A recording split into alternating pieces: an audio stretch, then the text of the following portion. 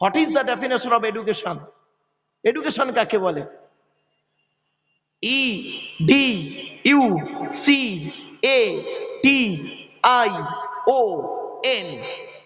এক একটা লেটারে এক একটা গুণাগুণ আছে, তবেই তাকে এডুকেশন বা শিক্ষা বলে।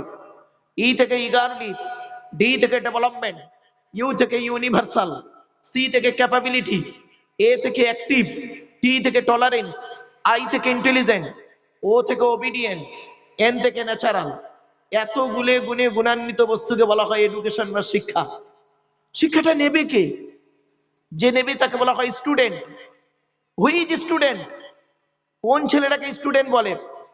ওই 10টায় গেল, 4টেই এলো, আমতলা জামতলা বুড়ির বেলতলা পাঁচতলা, ইকোপার নিকোপার চিড়িয়াখানা ভিক্টোরিয়া জাদুঘর তারামণ্ডল নদীর পার্কে বসে একটু প্রেম নিবেদন করলো, সারা বছর পড়লো না, পরীক্ষার খাতায় টুকলি বা চুরি করলো, আর স্যার ধরলো ছুরি মারলো, ওরে কোনোদিন স্টুডেন্ট বলে না। স্টুডেন্ট হতে গেলে কতগুলো গুণ থাকতে হবে? STUDENT, এক একটা লেটারে এক একটা গুণাগুণ আছে, তবেই তাকে স্টুডেন্ট বলে। এস থেকে স্টাডি, টি থেকে ট্রুথফুল, ইউ থেকে ইউনিটি বা আনকমন, ডি থেকে ডেভোনিয়াস, ই থেকে এফিসিয়েন্ট, এন থেকে নোবেল, টি থেকে টিপটপ। এতগুলো গুণে গুণান্বিত ব্যক্তিকে বলা হয় স্টুডেন্ট, যাকে তাকে স্টুডেন্ট বলে না। শিক্ষাটা দেবে কে? যিনি দেবেন তাকে বলা হয় teacher. Who is teacher? TEACHER,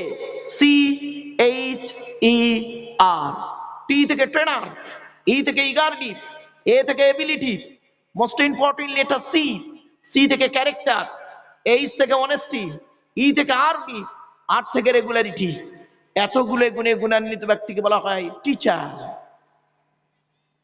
সোনামাইন, excuse me, একটু ধৈর্যের পরিচয় দিন আপনারা। আমি চেষ্টা করব আপনাদেরকে একটু বোঝানোর জন্য। বাবা, আল্লাহ যদি তৌফিক দান করেন, ওয়াজ শোনার লোকের অভাব, আওয়াজ শোনার লোকের অভাব নেই। মানুষ আওয়াজ শুনতে চায়, ওয়াজ শুনতে কম চায়। তো আমার কপালটা খুবই ভালো যে এতগুলো জ্ঞানী গুণী বুদ্ধিজীবী মানুষদের কাছে আমার মতো একজন অযোগ্য, যার কোনো ইলিম নেই, কোনো জ্ঞান নেই, আল্লাহ পাক আনিয়েছেন। তো একটু ধৈর্যের পরিচয় দিন বাবা। চলুন।